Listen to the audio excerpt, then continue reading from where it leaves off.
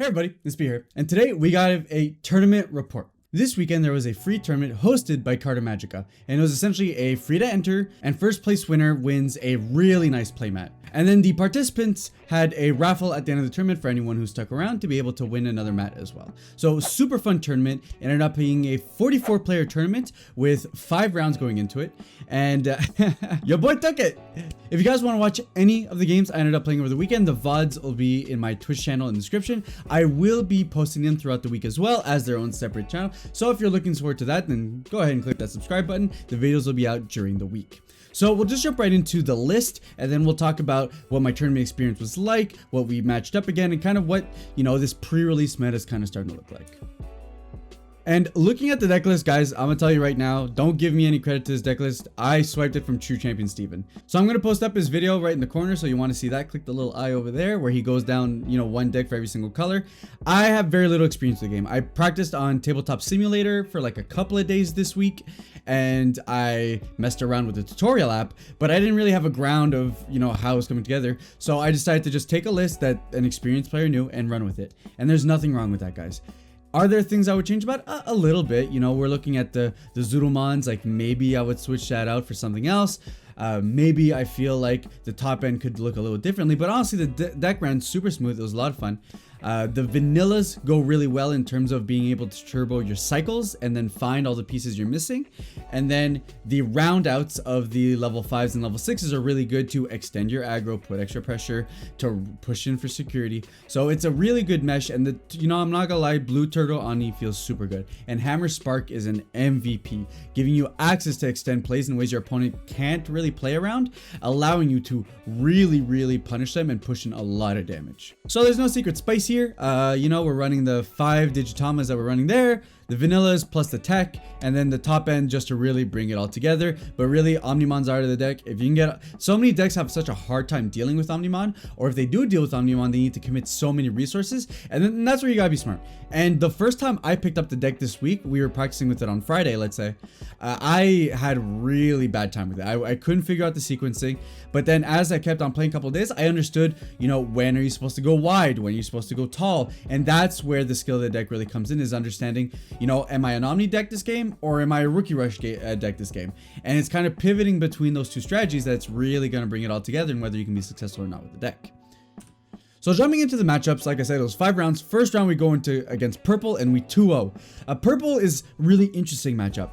Mostly because if they can land to stick a Millenniumon, it becomes one of the most annoying things to deal with. Because your best way of dealing with Millenniumon in this deck is Omnimon. And if it's the first time Millenniumon's on board, they actually are able to bring it back. So you don't really have a clean way of dealing with Millenniumon once it hits board. But aside from Millenniumon, it's actually not bad. You can really mitigate by pressing early, pushing a lot of pressure, and then that gives a recovery a little bit less time. Purple is one of those decks that the longer the game goes, the more it can accrue advantage, the more its trash becomes a second hand of sorts, and it can really start extending plays like that. So if you can put a pressure on early and make them have to play really awkwardly around you and spend their entire time just dealing with your board, you're really going to be able to mitigate the aggression right there. Jumping into round 2, we went up against a mirror match, Omnimon Blue. This one, a slightly different build. Our opponent didn't pull all the Metal Garurumons that they could have from the set, so they're running some of the starter deck ones. But, they did Omni. We Omni'd each other back. It went back and forth for a little bit. And this is one of those games where the deciding factor was passiveness or aggressiveness, who was to be the active player. And I think there was a point in the game where our opponent in game 1 probably could have flipped the switch from being the control deck to the active pressure deck and probably would have taken it. Just because Omnimon is the biggest threat to an Omnimon deck. And he removed ours and had his, and we had no way of answering with it. So eventually we managed to bring it back, but that's one of those things you gotta know in the mirror match. Are you the active deck or are you the control deck? And at what point do you switch that to make sure your opponent can't make a comeback? And that was the really key thing in that blue mirror matchup. One thing that I want to highlight though, like I said, our opponent didn't open up all the Metal Garurumons they can for deck. This was a pre-release tournament. Not all the decks are super optimized. People are still looking for pieces. I'm going to touch upon that more when we go to the closing thoughts parts of the video, but it's just something to keep in mind, right?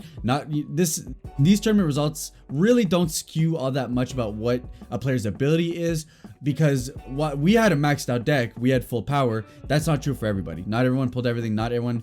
I personally don't have all my Omnimons. I have to borrow mine. So that's just something to keep in mind, that this was a very early tournament and isn't really representative of player skill, nor really the entirety of the meta. People played with what they had or what they were able to trade for, and that's something we need to keep in mind as we push forward.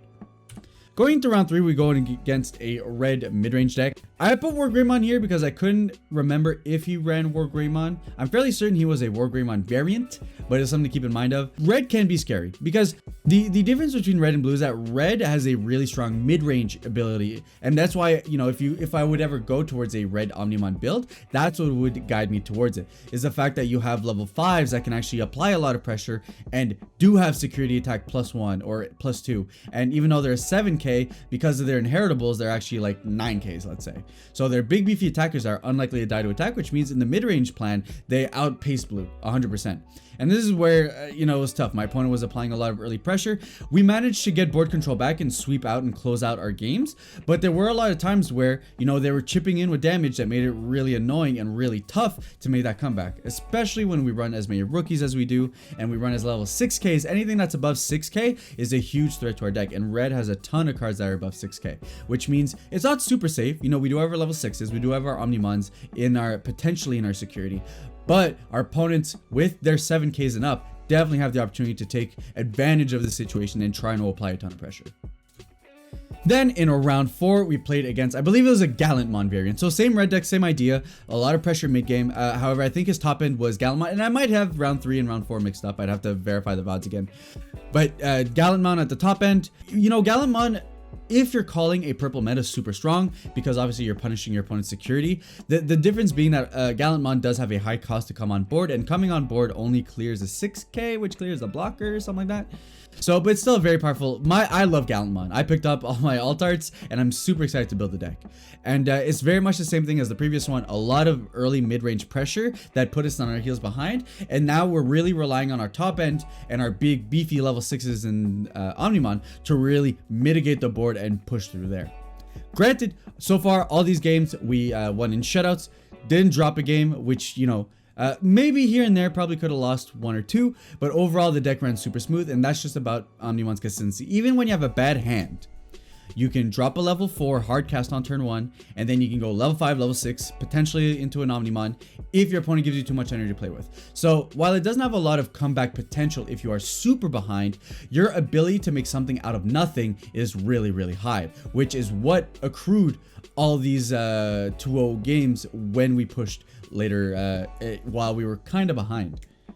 Finally, going into the finals. So up until now, undefeated at finals, we hit up and actually huge shout out to my boy T Credible. We're actually gonna have his deck profiled on the channel, so hey, hang around if you guys want to keep seeing more of that.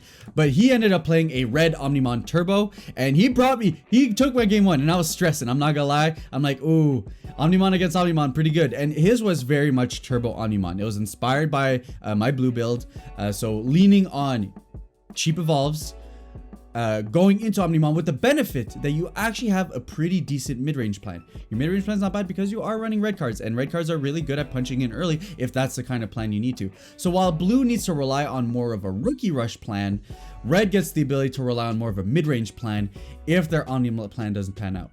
Super good game. Unfortunately, our opponent breaking it out on game 3. I still argue this game needs mulligans. I think it wouldn't hurt the game to have it. But with that said, it was super tight. Actually took one off me. I'll say that much.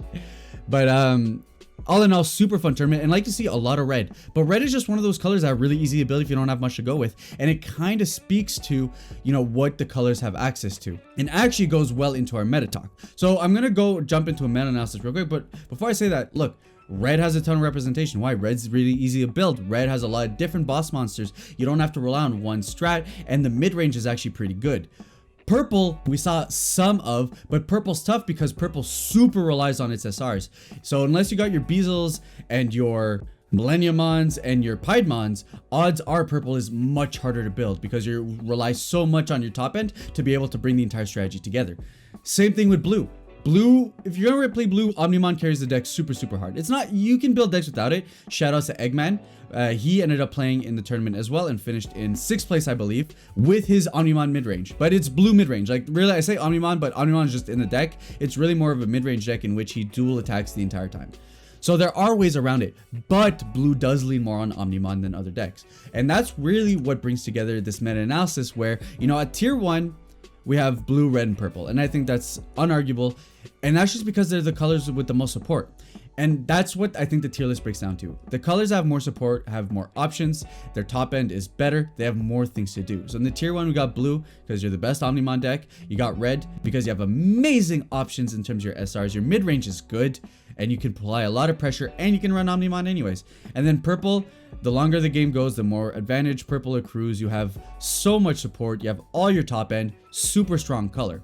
When we're looking at tier 2, we're looking at green. Green is almost there. Green is so close. And you have some great boss monsters. You have some great mid-range options. And you have some great stall tactics. So the only thing is that it's just missing a couple of things in 1.5 to really bring it together. But green isn't the worst pick. You know, we had a list in green that topped. There was a green list that did decently well as well from the Digibros. So we have to keep those in mind. Green is, you know, not bad. It can do things. And especially if you apply pressure to your opponent and then you stall them out. Puppemon's a really good card, yo. I'm telling you guys. Puppemon's a really good card. Finally, though, we have to go into the tier 3. I think yellow and black, and I think yellow is above black, but not super far off there. I think right now they're just not really playable. Yellow really needs Shine Greymon to bring the strategy together, and black just doesn't really have a coherent strat. Like, you can kind of go into Millenniumon Turbo, but it's like not great, especially since like your turbo pieces aren't phenomenal either. So it's just it's a tough pill to swallow. And don't get me wrong, I love, and there were some decks that did okay. Like there were some decks that went X2, which is phenomenal. That's way better than I ever thought black was gonna do. But it's just one thing to keep in mind because black is kind of tough. You know, you have great reboot blockers like War Greymon and such, but I think the strategies just haven't really been brought together for them to be a super viable deck currently in 1.0, but definitely more so in 1.5. And that's why I'm super excited about 1.5, because this tier list shifts completely when 1.5 comes in, because now green is going to be insane. Yellow actually has like a real coherent strategy to bring all that Life Gain stuff together and the Tamer stuff together. And then black is finally going to have the pieces it was missing that like right now it's got nothing to really lean on. So it's just a few things to consider. Like if you want an idea of what the meta looked like, it looked like this. And I think it makes sense based on what support every color got. And that's pretty much that. Honestly, again, huge shout out to Carta Magica. They are one of the official TOs for the Bandai sanctioned tournament. So if you guys want, I'll leave the link to the Discord in the description. 100% go join the Discord. A bunch of people there who are playing too, but honestly guys, the tournament was a ton of fun. I met a bunch of great people. Keep in mind though, like I said guys, not everyone had their cards here. While this was a super fun tournament, it wasn't representative of a real meta. Not everyone has access to all the cards. This was a 44-man tournament, which are fairly large, right? This is a pretty large tournament, but it's nothing like a 100+ man tournament. So these are things to keep in mind when we go into those bigger tournaments, right? When we're looking at the Bandai's official tournament, we're going to see fully optimized decks. We're going to see more cohesive strategies, and we're going to see, you know, instead of being a 5-round, 6-7 round tournaments with way more people. So that's just something to keep in mind, but it was super fun tournament. I had a great time, and hey, first tournament and we take #1, baby. So I'm really looking forward to the playmat. I'll actually, you know what, Editor George, put the image now. So huge shout out to Carta Magica because this is a really, really sexy playmat. I mean, I'm really looking forward to picking it up. But with that said, guys, that was my tournament report. I won't be doing a deck profile on Omnimon. You guys saw the deck list in the first slide. However, I will be doing a deck profile on T-Credible's red turbo Omnimon list. So I'm going to do that this week. So if you guys want to see that, hit up that subscription button. And I want to know, what have you guys been running for pre-release? You know, the pre-release weekend came out. You guys got your pulls. Did you guys get good cards? What are you guys looking for? I still need my Omnimons because I'm tired of borrowing cards. I want my own deck, and the only change I would make to the deck right now would be finding my own Omnimons. So let me know in the comments down below. And with that said, I'll catch you guys on the next one. Ciao.